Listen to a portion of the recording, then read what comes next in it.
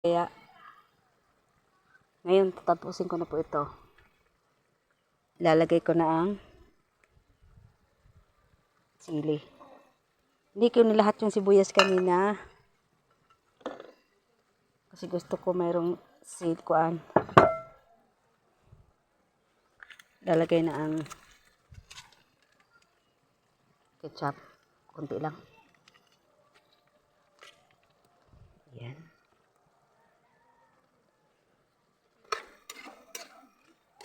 Ketchup.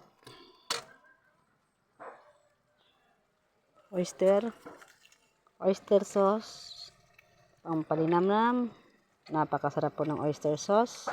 Ito po ay malasa pag nilalagay sa mga pagkain. Lalo na sa karne.